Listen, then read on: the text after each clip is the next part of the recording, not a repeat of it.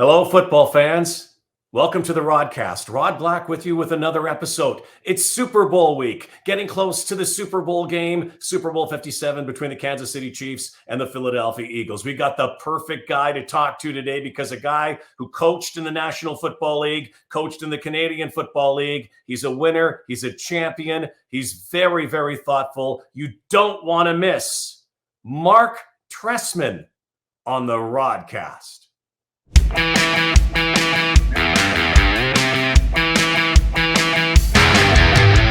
The Rodcast with Rod Black, brought to you by North Star Bets. That's a win. Now here's your host, Rod Black. Well, in the spirit of talking with my good friend and the great coach, Marc Trestman. Trying to get centered so you can see me. I'm sorry. There we go. There we go. I see you now, and you want to see this because we have so much to talk about. The Super Bowl comes on Sunday, but in the spirit of talking with you today, Fran Tarkenton. I'm channeling my inner Minnesota Viking. Yes. You probably know that I'm a closet Viking fan. Yes. And I do know that you are from Minnesota, that you played for the Vikings. Well, you probably love this guy. I didn't play for them, but I had a chance to. Well, you had a chance to play, right? Yeah, I had, but I spent time watching Fran Tarkenton in my younger years. Look at this. Check this out. You know what's an inspiration about Fran is what he's doing with his life. He's still working. He still has a business. I don't know him personally, but I kind of follow him. And I follow him on Twitter, and he's always got great words of wisdom and leadership. And, he was, a special player, that's for sure. One of the greats. He was one of the greats. And I guess maybe I channel it because I grew up in Manitoba. And the Blue Bombers at that time, frankly, weren't that good. So everybody kind of followed this team. Sure. And I bring this out every year at Super Bowl because, I think that one of these years, Coach, this could happen to this. I honestly thought maybe even this year, the way they were playing, but they're not there. They're close. Defensively, they got to pick it up, but they get some personnel on defense. They'll be right there again. I think they're going to be, yearly winners of the North, although the North and the NFC has gotten to be stronger with Detroit coming back. And I think Chicago will be stronger. And, we'll see what happens with Green Bay as long as they have Rodgers, and we don't know whether they will or not. As long as he's playing in the North, there's always a chance Green Bay can win the North as well. Well, you know all about the North, and I want to talk to you about your time with the Bears and the NFL and all the stories. But let's get to the story this week is Super Bowl. It used to be in January, and now it's in mid-February. Right. But it's still the biggest game of the year. The showcase. You've been down there. You've been at a Super Bowl before. What does this Super Bowl represent to you this time? Well, I think it's really there's a new age in football right now with the likes of Mahomes and Jalen Hurts. I mean, I don't think it's a big story. I mean, it might be to some, that there's two black quarterbacks starting in the Super Bowl. I think that is very meaningful to a lot of people that love the game, but it's the style of play that now exists in the NFL through this kind of next gen group. And that's what we're kind of seeing, this next gen group of guys who can really throw the ball in the pocket, but make a big difference with their ability to run the football as well and force defenses to defend against 11 on each and every play as opposed to 10. That's a big difference. Somebody's always got to be assigned to the quarterback. Yeah. Do you see this being a defensive battle? Everybody's talking about Mahomes, the Magic Man. Everybody's talking about Hurts, the running game of the Eagles. But defense wins championships, and these are two very good defenses, particularly the Eagles. Yeah, I mean, I wrote about this week. We've got two quarterbacks that can make plays in the pocket. They're going to take care of the football, number one, and they're going to make explosive plays with their talent. But the game's going to be won at the line of scrimmage. And when you watch KC play against Cincinnati a week ago, what they did well was they utilized tight ends and backs and even wide receivers to help on the pass rush of the Cincinnati Bengals, which allows Mahomes to get another click in the pocket, to climb the pocket. He's very good at getting to his flare controls. And then when he gets outside the pockets, that's where he's so dangerous, making these magical, awkward throw plays. So But they're playing against a pass rush. They've got the best pass rush probably since 1984. They've got 4 dominant pass rushers. They're game wreckers, each one of them. Seldom does a team have 4 game wreckers on the line of scrimmage. They do, with multiple sack players. So, I give Philadelphia a little bit of the edge because of their ability to run the football. And if they can run it and keep away from Mahomes, but Mahomes only needs about 20 minutes and he can put 4 touchdowns up. Yeah. So it's like you can go back and forth the positives. I mean, they got to, Kansas City's got to stop the run when they do. A.J. Brown is sitting out there by himself. Same thing. It's really about, I think the difference making in this game will be Mahomes, his ability to make 4 or 5 plays outside of the pocket. Otherwise, I think Philadelphia has, I don't know what the line is. Philadelphia. I think it's close. It's a close game. It's almost, it was a pick 'em earlier. I think it's a 1-point game, 1.5 right now. Yeah. And I would give the edge to Philadelphia because they can own the line. The third factor besides turnovers and explosive is who's going to win the line of scrimmage. Well, the strength of both teams is Philadelphia's offensive line, which is dominant, and their defensive line, which is dominant. And you don't see that very often where both sides of the ball on one team can be dominant, but Philadelphia has that, and that has to give them the edge. You have seen so much in your time as a coach. I know humbly, and sometimes a lot of people say that you are the quarterback whisperer. You have been around so many great ones. You have been around them. You've coached them. You've been a coordinator at so many teams. You've been with Kosar and Gannon and Plummer and Anthony Calvillo and others, just the long list of quarterbacks. Where does Patrick Mahomes rank, and how unique of a quarterback is he? Well, he's different. I don't know that.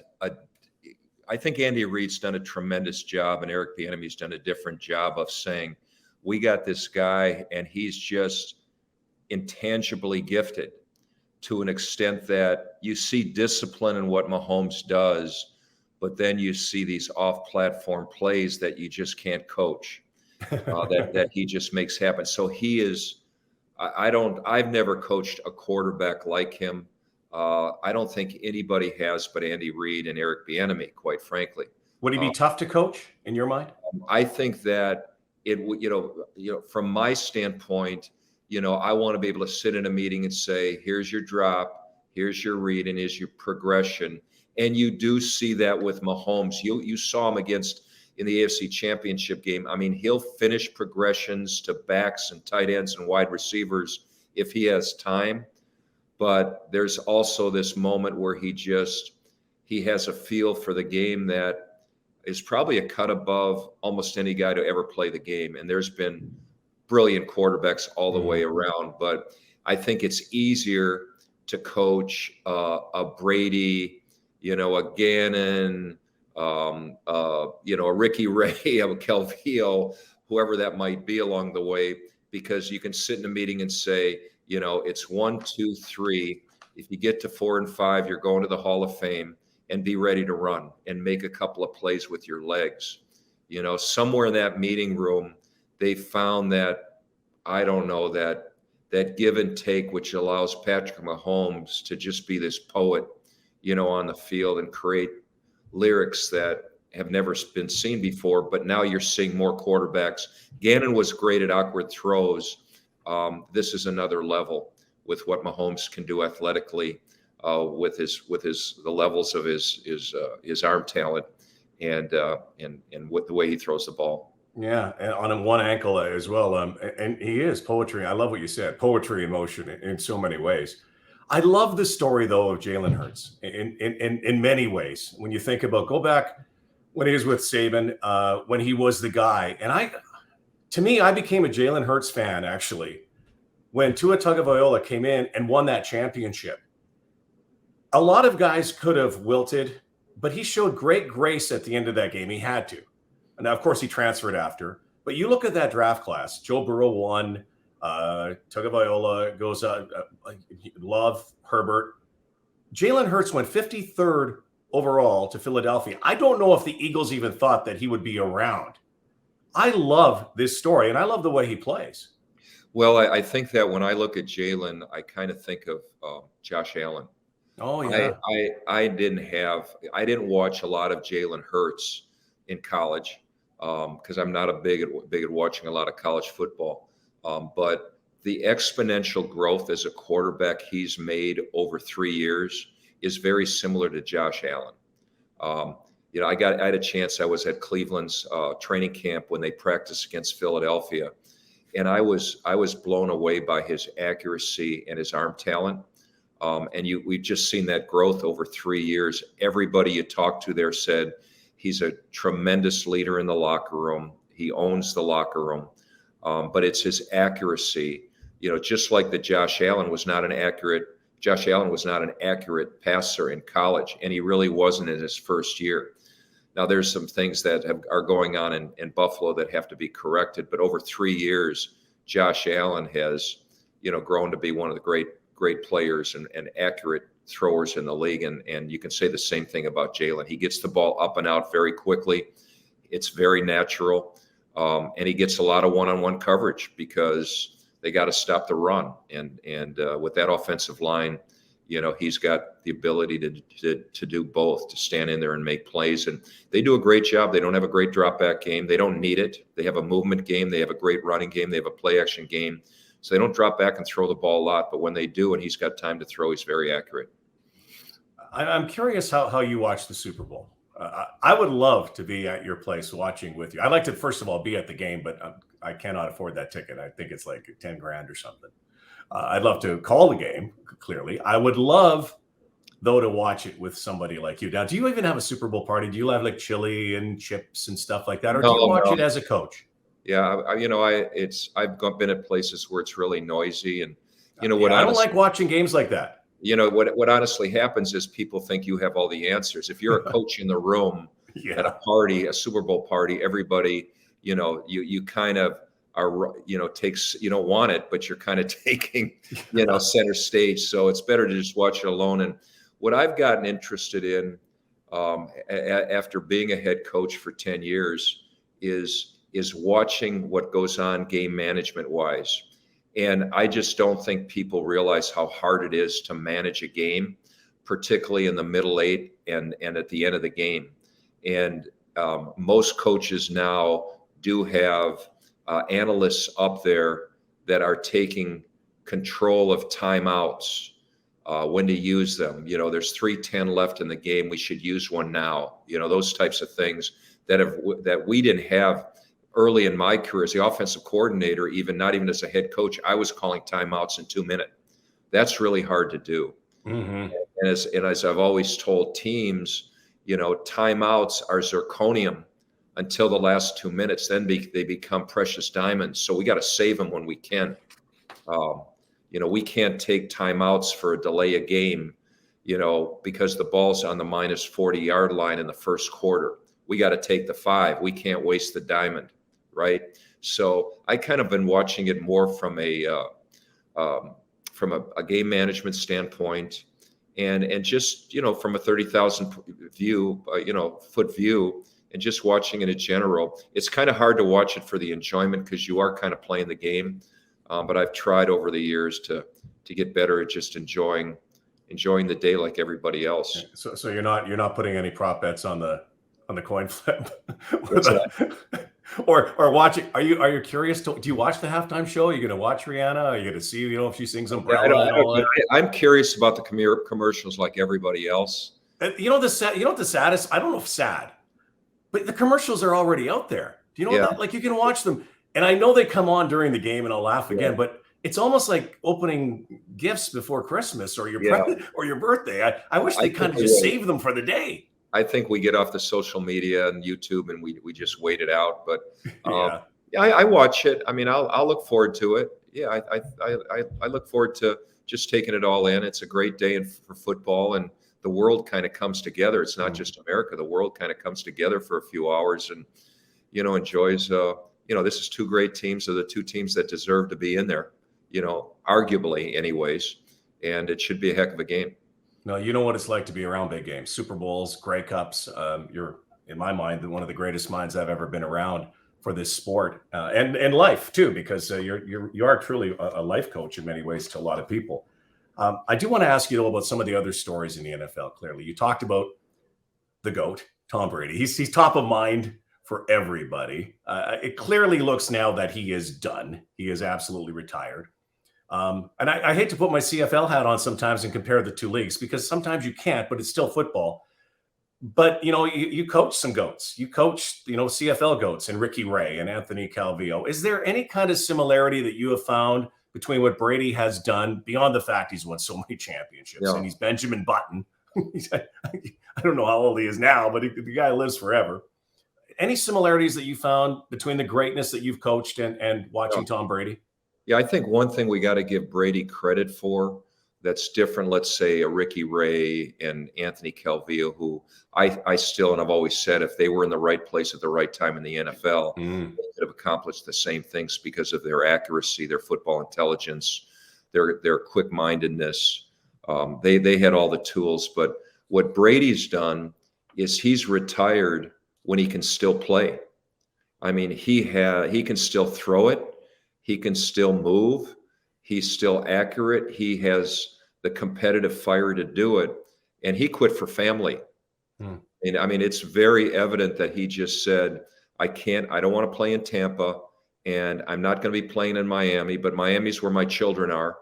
And really over the last 23 years, I haven't been the father I want to be. And that's missing in my life. So I think we got to give him so much credit for retiring, because there isn't a team in the NFL that wouldn't take him right now and pay him $50 million to play next year. And notwithstanding that, he's given it up for family. I think Ricky and Anthony, decided that enough was enough. And they wanted to move on, but I think certainly for family reasons, but for different reasons as well. They just felt they couldn't compete at the same level. But, comparing them, it's easy to compare them. Great leaders in the locker room, team first players, always seems to say the right things, tough, on the field, courage, toughness. You would love to coach him because they love football as much as you do. And as a quarterback coach, I didn't want to walk into a room where the quarterbacks didn't love football as much as me. It was just unacceptable. And I didn't want to walk into a room where the quarterbacks didn't have the ultimate confidence that I was going to prepare them at the highest and most elite level. And I think that's who all those three guys are. They would be unnerved if you walked into a meeting room and you weren't prepared. Game plan wise, and you weren't passionate about the game plan, and you weren't relentless about wanting to teach and coach them, and know that they needed to know that you were doing it for them, and you needed to know that they were doing it for their team, that the team came first. And these are three really selfless guys. If we're talking about Ricky and Anthony and Tom Brady, they were selfless because the team always came first.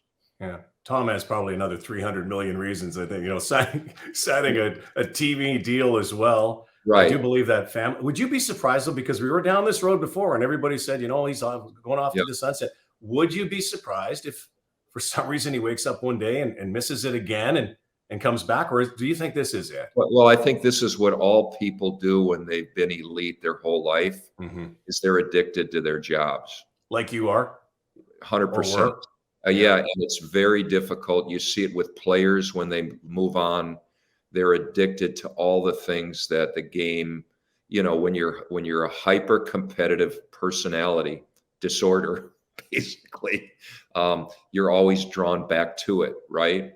But I think Tom Brady is done, and I think that he's, decided that it's not that he put his family first. For his family second, but I think he's all in on the next stage of his life. And I don't think, I would be shocked, not surprised, but shocked if he comes back. We're going to talk a little bit about the GOAT and go to somebody who I'm sure most people in the United States have never heard of, but we in Canada have heard of Nathan Rourke and what he did with the BC Lions in a rookie year. He now signed with the Jacksonville Jaguars. Will play behind Trevor Lawrence under a great coach. What have you seen? And I know you're such a fan. And you don't watch a lot of NCAA ball, you say, but I know you watch a lot of CFL, and I know you watch a lot of pro ball. What have you seen from Nathan Rourke, and can he make it? Oh, I think he can, because he's accurate and he can move, and he's got high character, and he's got football intelligence. It's very, I've had people disagree, but it's tough to play quarterback in the CFL. Yeah. I mean, especially when you've played your whole life on a regulation south of the border field. Yeah, ask all the NFL guys, coach, who've come up north and found it very humbling. Very humbling. Well, humility has to be the number one quality, in my opinion, of any coach or any player who comes to Canada. If they think they got it down or they're better than what, I've said this my entire career, that, if you're not humble coming to Canada, you're not going to be there very long.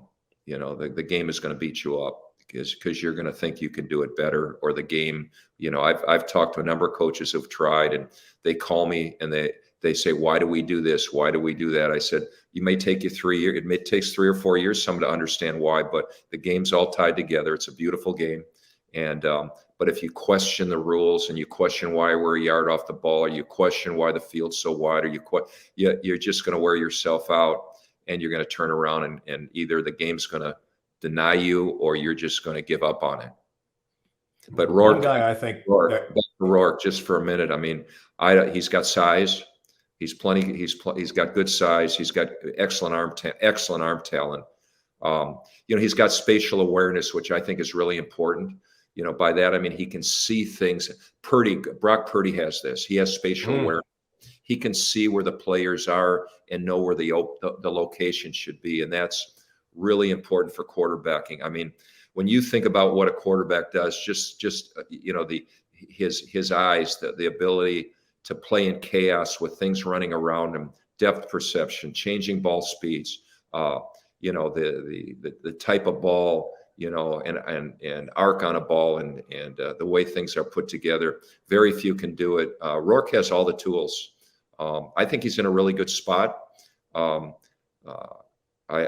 hope that Henry Burris stays there. I think he can help him with the transition. I think that would be big, and that might have been a big part of why Nathan Rourke went there. I don't know if Henry will still be with the team this year. He may be moving on, but I think that would help him. Yeah, for sure. I mean, he is a talent. He's got such great confidence too.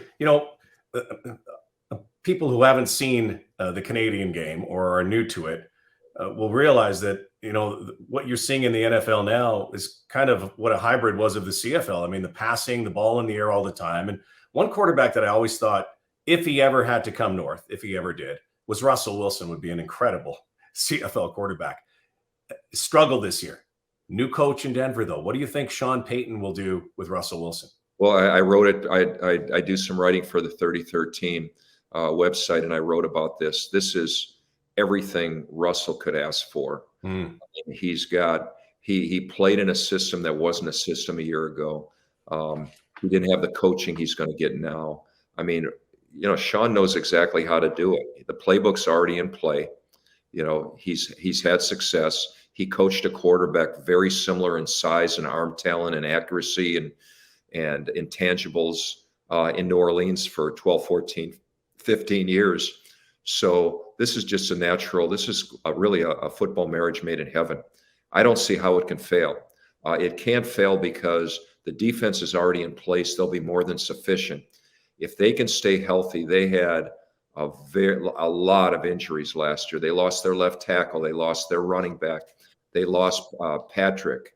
Judy only played part of the year. But if Cortland Sutton and Patrick and Judy and Hamler and Javon Williams and Bowles comes back, this is a no-brainer because Russell's already proved he can go head-to-head against Justin Herbert and Mahomes. He did it this year.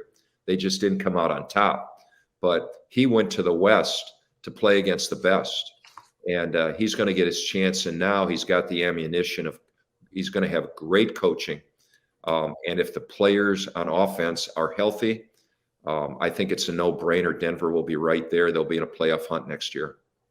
I know you're doing a lot of teaching and coaching, life coaching. I know you're busy with writing and everything else. You're a busy guy. I know you like to golf. I love golfing with you. How much do you miss the game, though? How much do you miss the sideline? How old are you now? 67? 67. You're a young 67, and you got a lot left in you. You're not done coaching, right? Well, you're going to be back on the sideline somewhere, somehow. Yeah, I'm not pursuing it. I'm leaving it out there. It's not really game day that I miss. I miss. You always miss. I miss the meetings. I miss the teaching. I always looked at a football season as a 180-day journey. You don't miss the media and idiotic questions from guys like me. You don't miss me. Media is not your friend. Page 1, whatever it is in the book.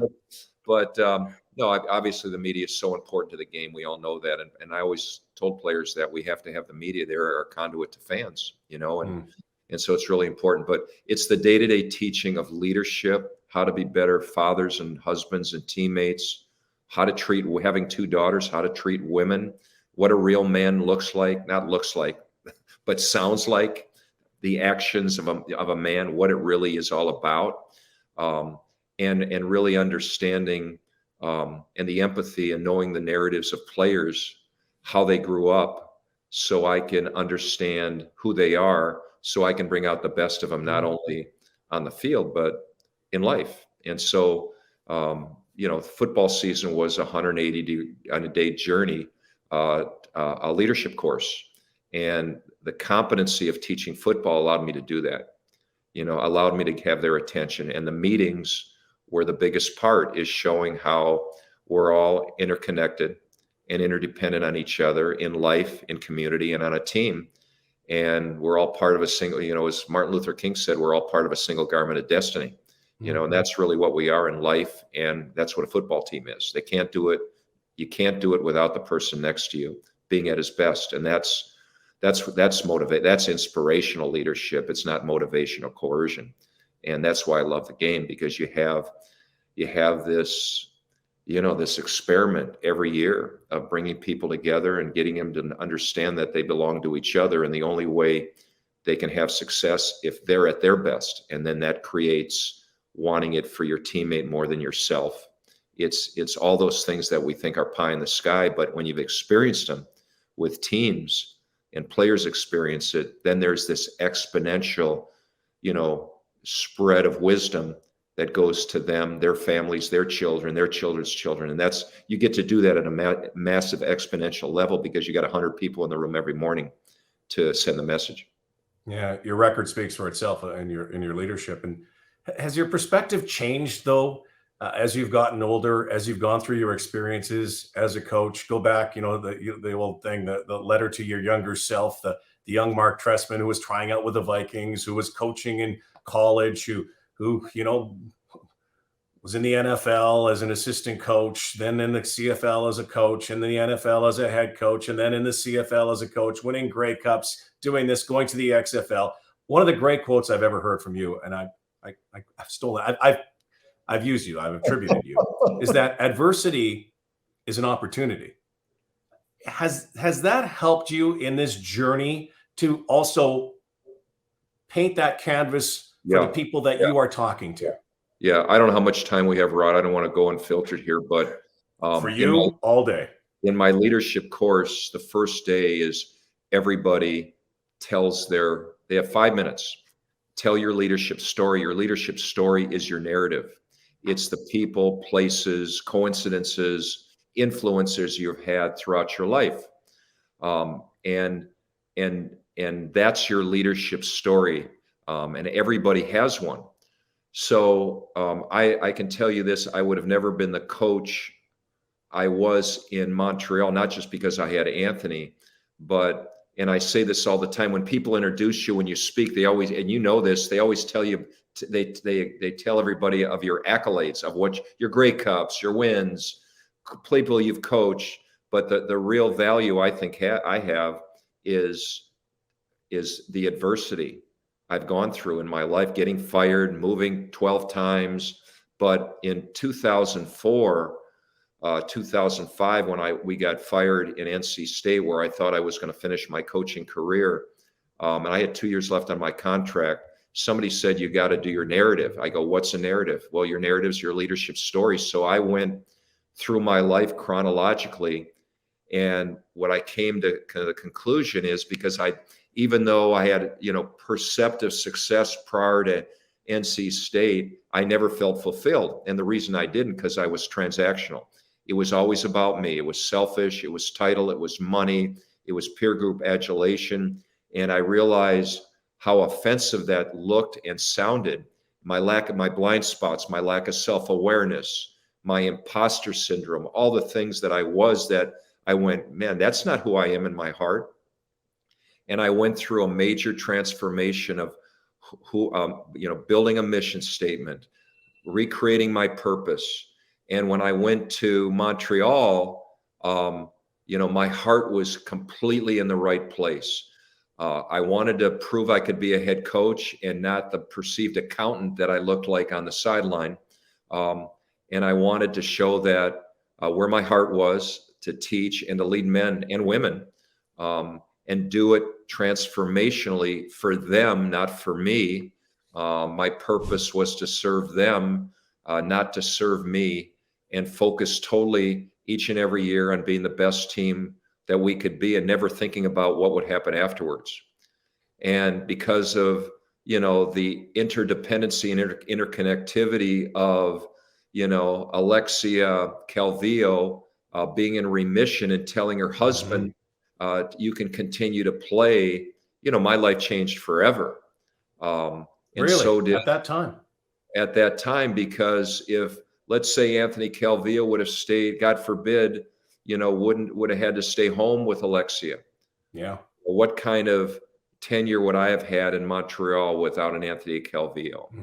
It would have been, I may have affected a lot of lives and gotten a lot of satisfaction, but there's no way we could have won the way we won and how we won. And the talent that was already in the locker room at the time, the Jamal Richardsons, the S.J. Greens, all the Watkins, the Ben Cahoons, Avon Coburns, these guys love football and just wanted to play the game. So it was the universe. But, I think you can bring the universe to you with the right purpose, the right mission, and for me, it was all in place. It was well thought through. My intentions were not for me, but for them. And that's what leadership is. Leadership has nothing to do about you. It's all about the people. And I spent a lifetime making the task more important than the people. And when I got to Montreal, the people became the most important thing. And when you have the people, the tasks become a lot easier. And that must have been different for you, huh? Again, you've been all over, but then you come to a foreign country. I mean, it's to Canada. There's just, different laws. We have toonies, and you probably got to know a lot about Tim Hortons at the time. And, the French language, which was predominant as well within the city of Montreal. But I remember how you embraced the culture. I remember sitting down and chatting with you one time and how much you really loved the joie de vivre of Montreal. Everything. I mean, I was fortunate even, I'd found a place to live, which was kind of closer to the stadium. And I went to sign the lease and she said, no, you can't do it for whatever reason. And all of a sudden I looked on the internet and there was a place available, and it was right down in St. Paul and St. Pierre, right in the heart on the cobblestone streets.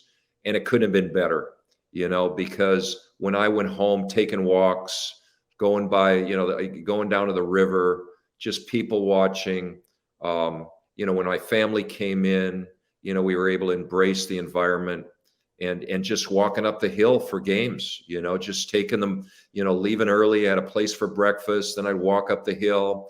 I'd always walk back.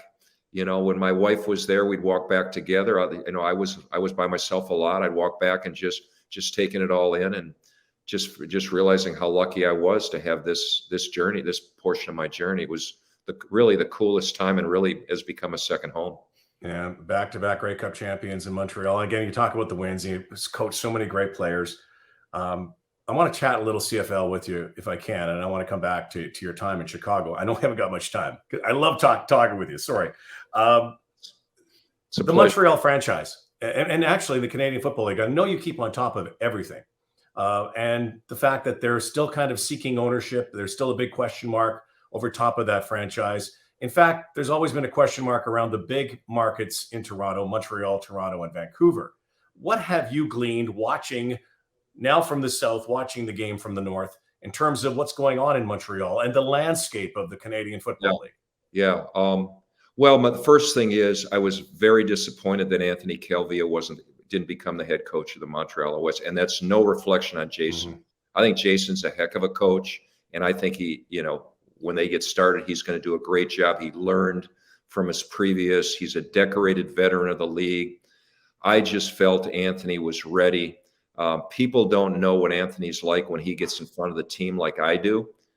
He didn't get in front very often, but when he had the floor, he dominated. He had everybody's ear.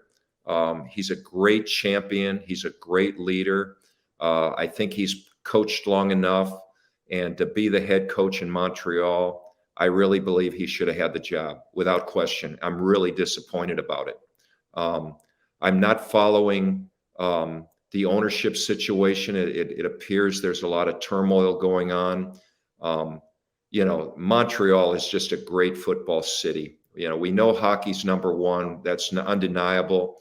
But my time there, the stands were full. People love their team. They embrace their team. Game nights were incredible, Coach. Incredible. I mean, Fridays, whether it was Thursday, Friday, Saturday, whatever it was. I mean, going up on the mountain and playing games. I mean, I'm just hopeful they get it right. I don't know all the details. I don't know the complications, but on that issue, that's all I can really say. I wanted to be honest and give my opinion I'm glad you asked about Anthony. And again, I think Montreal should embrace Jason, when the season starts, because he's a good coach and a really good person, and he'll do a great job. I had my fingers crossed for Anthony. Mm-hmm. I know that, as usual, there's always the off-season quarterback shuffle up in Canada too. Cody Fajardo looks like he's going to go to Montreal. Trevor Harris is going to end up in Saskatchewan. Something that you always kind of see, something you never thought you'd see. Bo Levi Mitchell, not in a Calgary Stampeders uniform. And say what you want, what's going to happen in Hamilton with Bo Levi Mitchell, but here is a future Hall of Famer and a guy who has broken almost every record beyond Anthony Calvillo's in the CFL record book. Well, first of all, I'm a fantastic quarterback. Mm-hmm. There's so many comparisons. I mean, Joe Namath went to the LA Rams and Joe Montana went to Kansas City. And, these guys are Hall of Fame players. And those are just two examples. There's 20 of those where, Tom Brady went to Tampa Bay. So, quarterbacks. And won a Super Bowl. So some of the guys didn't do well. Other guys did. I mean, Aaron Rodgers may leave. He's still in the prime of his career, and we'll see what he does. So it's just not unusual. It just doesn't look right to see. And I never looked right to see Joe Namath playing for the Rams or Joe Montana with a Kansas City Chief helmet on. But, they still can play. I love the quarterback in Calgary. I think he's a tremendous player. And, those are tough decisions for Dave Dickinson and for Huff. Those I'm sure was a very difficult decision. I wasn't in the room, but they made a decision. And Bo Levi is a guy who's a great leader. He's got good arm talent. I didn't see him play a lot this year. None of us did, but I look forward to seeing how he plays next year. I want to ask you about your time in Chicago. You went from this incredible glory that you achieved in Canada. Then you go back to, I would assume a dream job. The National Football League, to become a head coach, very few get a chance to do that. And in your first year, I think you were 8-8, great start to the season. I want to ask you about your time there and what you took from Canada to the National Football League, because you eventually came back to Canada again. Yeah. Well, first of all, I think what people didn't realize when I got to Chicago, that I coached in the NFL for over 20 years. Mm-hmm. Exactly. And so when I went to Canada, in a different offense that looks like most of the offenses right now in the NFL. Yeah. But just getting back to Chicago, when I saw Zach Taylor the other day on the sidelines, and I knew he had only won 6 games in 2 years, it really hurt because we were so deficient defensively the 2 years I was there. And the signing of Jay Cutler took the money away from the defense. But what I really learned is you need alignment. need alignment between ownership, general manager, and the head coach. The culture of the team is the head coach, regardless of ownership, regardless of the general manager. The culture and the values of the head coach are what the locker room becomes. And we were headed in the right direction, but I made some mistakes, which I wish I could have another opportunity, or wish I could have had another opportunity to clean up some of the mistakes I made. And I always have held myself accountable. Nobody got me fired but me. And as I look back, there's some things I could have done to make it better, but I wasn't aligned with ownership. They didn't understand the culture I was trying to build. A tough market too. Really tough market. It's the toughest. I mean, when you have a press conference, there's 120 people every day there. And of course, everybody's got to take a position, right? And everybody's got, they've got people whispering in their ears. I went to a team where the head coach should have never been fired. Lovie Smith was 10-6, and he got fired. And there were a lot of players on that team that I took over that were very upset about it, and were intransigent, so to speak. They just had an unwillingness to accept the changes. I opened the locker room up, but they knew I was competent. And a lot of guys got it, but I wasn't there long enough to create the wave I needed to create to bring everybody aboard. If Aaron Rodgers wouldn't have converted 4 fourth downs in the last game of the season, we would have had a home game against San Francisco, and that could have changed everything. The other thing I didn't do is I didn't fire Mel Tucker after the game, and everybody wanted me to do that. And that's what head coaches do today. They just fire the coordinators to protect their $8 million a year jobs. And I thought that was wrong based on the talent we had. And so I refused to fire Mel Tucker. If I would have fired Mel and hired Wade Phillips, I might have gained another year to be able to clean up some of the things that we needed to do and get some guys out of the locker room. But I get off a plane in my daughter lives in Chicago and works there. I get off a plane, I run into people. The people in Chicago couldn't be more gracious and appreciative of what we were trying to do. And I always say you can always look at an organization after you leave and see how they did.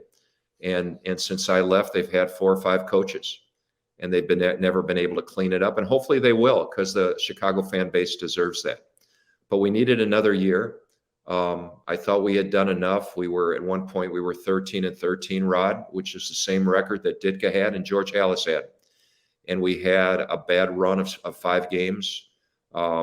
And Pete, I always say the barber got in the owner's ear, and they decided to hastily make a change. And I think they made a mistake. And I think history has proven that they didn't give me the year that I deserved, but I also made some mistakes that I have to hold myself accountable for.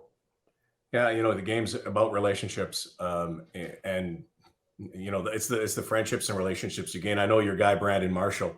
I saw him this week. Did you see him at the press conference with Patrick Mahomes? Yeah. That was great. It said that Rihanna basically pranked him. But I know that Brandon was recently with you. Is that correct? Yeah, Brandon came. Brandon is probably one of the players I've been closest to in my career, and I've been close to a lot of them. But he came in with open to mental illness. He has borderline personality. We worked together to try to grow his platform. He led our leadership class last week. I'll put some of that on social media. We're going to put some out. We already put a little bit out on Instagram through Coach Trestman. At Coach Trestman, or at the University of Miami Instagram account. Okay. It really starts there. And he did a tremendous job of leading our class and holding a cohort, and he's doing some great things in business. He's got a tremendous podcast, I Am Athlete. He does he's a brilliant young man, and he's doing, a lot of good things for the mental health community. Yeah, and he's a big fan of Rihanna. That was quite funny. I thought it was really good. Not much time here. I know you're very proud of your cups, but getting to know you as I have the last couple of years, I think the most proud you are of is your family and your kids. And how difficult has it been to become a head coach? It's such a consuming job. I even think an assistant coach is really consuming. All the video you have to watch in every sport. But how difficult has it been? But beyond the championships, how proud of you are of what the accomplishments from your family? Well, that's the thing that I'm most proud of. I mean, I've got two, daughters that are grown women now, that are doing all the right things and working hard. And it has not been easy. I mean, for 12 years, they lived in 11 different houses. I have to give, entire credit to my wife and the woman who raised them, because she spent most of the time. I did the best I could, but it's the CFL was a blessing, and Bob Whittenhall was a blessing, Rod, because he let me go home in December, and my kids got a chance to go to junior high and high school in Raleigh, North Carolina. They have longtime friendships. It solidified their childhood. And I got to spend a lot of time from December until May, shuttling them around, traveling to their events, being part of their lives. So I really got to make up for a lot of years. In the last 5 or 6 years they were in our house, and I'm just really proud of them, that they're, the opportunity to grow up in locker rooms gave them a sense of experiences that I don't think a lot of kids had a chance to do, and thank God up till now it's worked out to be added a lot of value to their lives.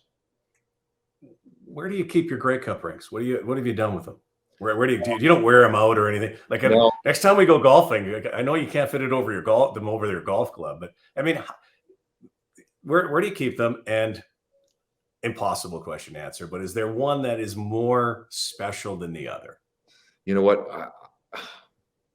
They're in a box, in a safety deposit box. I have never worn any of them other than the day we got them. Wow. I'll probably have to figure out how I'm going to divide them up. I'm trying to find a reason to wear them.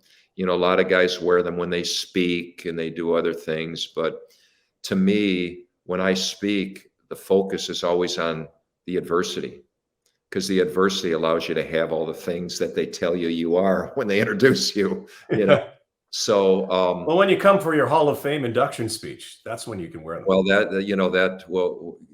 going to get there. I would be an imposter to say that I'm hoping that I'll get consideration based on those that are in there. I'll let people decide whether I'm worthy of that, because I don't really have the perspective that people that are involved in those areas. But there's no one that is more. I don't really think about it like that. My prayer to start of the season was to stand off the podium with my family and watch my players celebrate and my coaches celebrate. And those are gifts. That's the real memory of just being able to stand back, watch them celebrate in the locker room. And then finally, being a head coach is a gift, because in every locker room, I was able to tell them, let's be quiet for a minute, come over here. Let's remind ourselves that we are now on a mission in life, is to share not the result of what we accomplished, but how we did it. And we have an obligation now as champions to send a message to our children and the people that enter our airspace, that process, living in the moment, doing for others got us here. It wasn't one play or one game.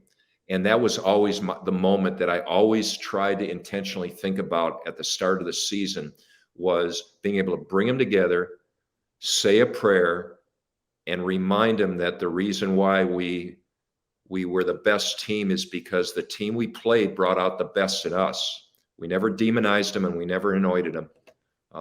We respected them, and because we respected them, we're here with the cup. And now we have an obligation to send the messages that we learned to others. Great trophy, though.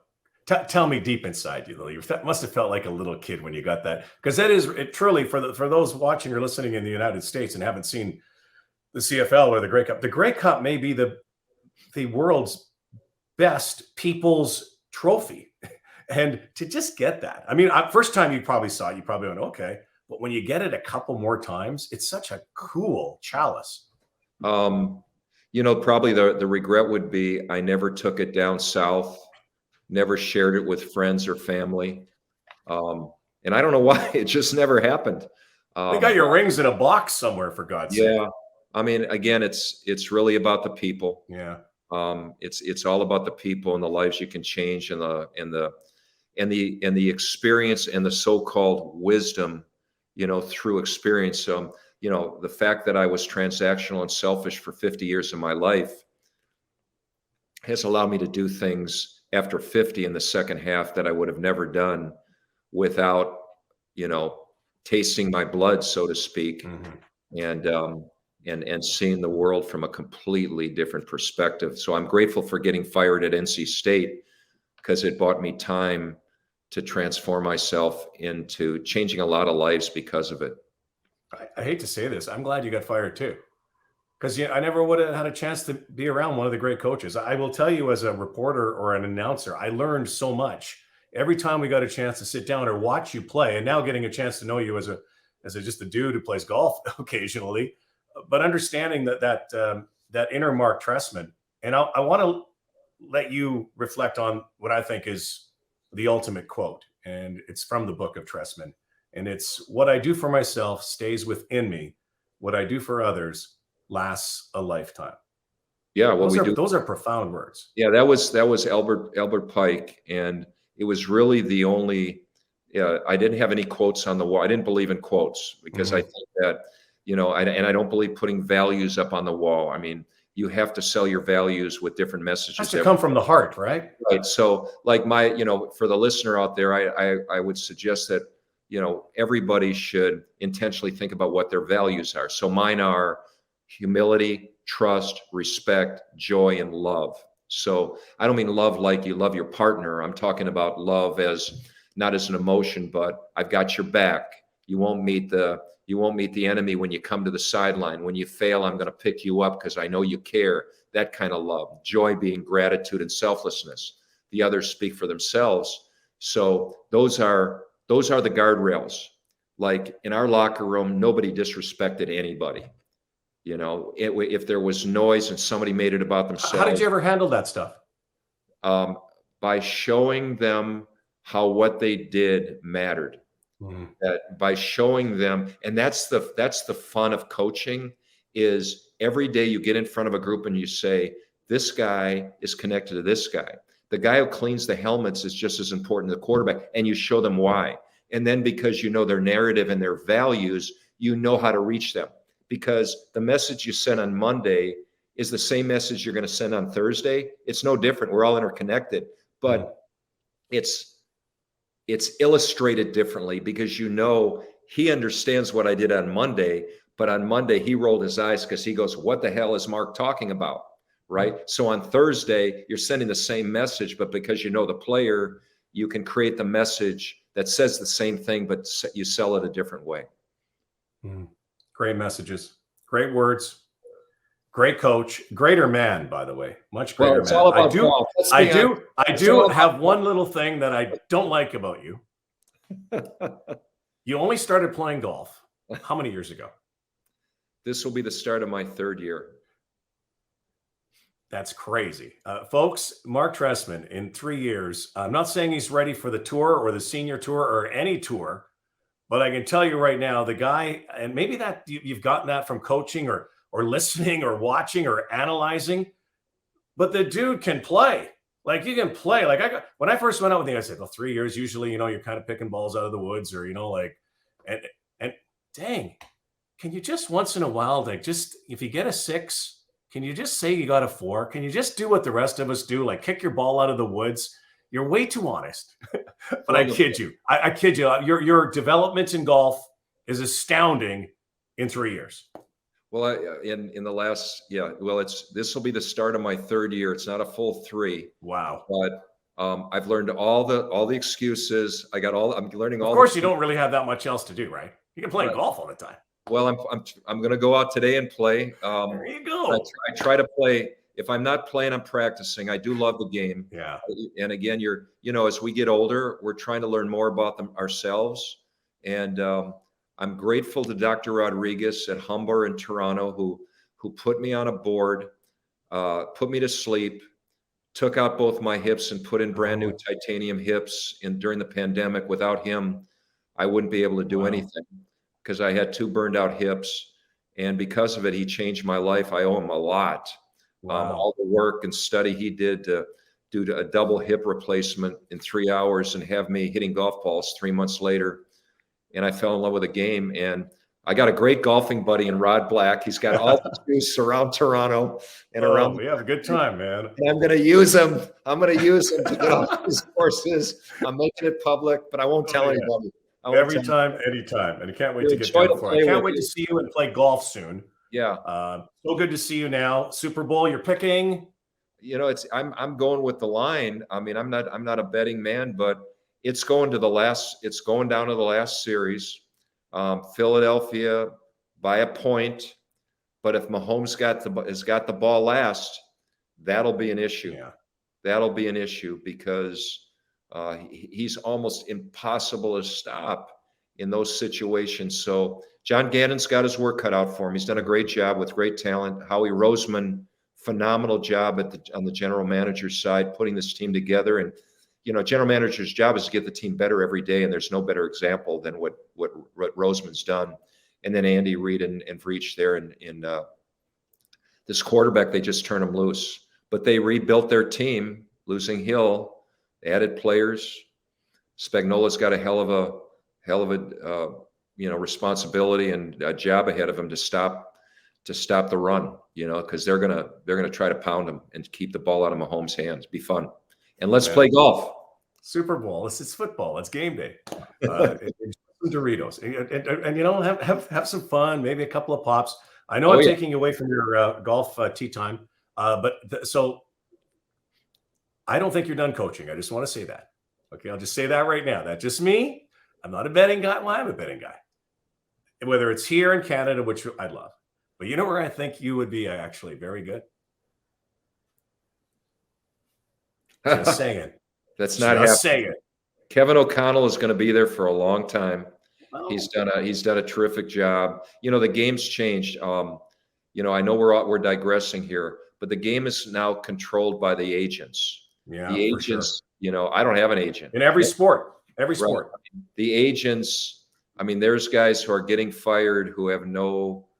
The tape would tell you they have no right to get a job, but the agent is the agent for the head coach on the other team, and the agent's going to put that coach together, even though on merit, the validity of the tape would tell you there's no way this guy should get another job, because the tape doesn't lie. The tape tells you who are the coaches and who aren't the coaches. They always do. But the people making those decisions are listening to agents instead of looking at the tape. And there's a lot of young guys getting jobs. And I was young, so I mean, when I was my first coaching jobs, I was in my 20s in the NFL, and everybody else was in their 50s and 60s. Now there's very few in the 50s and 60s. They're all in their late 20s, 30s, early 40s. You're seeing that all over sports. Coach, enjoy the day. Enjoy Super Bowl Sunday. Hit them straight. And great, as always, chatting with you. And I just say one thing. I am talking to a Hall of Fame sportscaster, personality, golfer, in my opinion, and honestly, the most charismatic and greatest human being there could be. The kindest, giving, great human being, and it's a privilege to have connected with you and do this today. And I hope we play a lot of golf in the days and years to come. You got that right. All right, brother. You're gonna bring a tear to my eye. I'll give you a hug. I can't give you a hug. I'll give you a hug next time. Get down to Florida. Let's play. Come on, man. Let's go, brother. Let's go. Thank you, Mark. In the spring. You take care. Bye-bye. Beautiful. Bye-bye. Those are very nice words from Marc Trestman. I didn't pay him, but I probably should. It's so cool to get to know him the last couple of years and get to really know the Marc Trestman. I remember as an announcer going into games in Montreal and then later in Toronto, and you'd sit down with them beforehand. And I won't say I was intimidated, but sometimes you don't want to ask that dumb question or stupid question, but you have to. That's what we do. And he's a thoughtful, insightful, intelligent guy. His football IQ is off the charts, and clearly he has been very successful. But I always found him very accommodating, and very, very nice. Yeah, he is that guy on the sidelines that did look like an accountant or a professor that he really is right now. And we wish him the best, whether he is a football coach somewhere in the CFL or the NFL or the XFL, or perhaps he's just a life coach to people like you and me, because truly, Marc Trestman is a champion at that too. We hope you enjoyed this edition. Enjoy the Super Bowl, everybody. I got the Chiefs today. I might have the Eagles tomorrow. We'll see you Sunday, Super Bowl 57, and we'll see you next time on the Rodcast.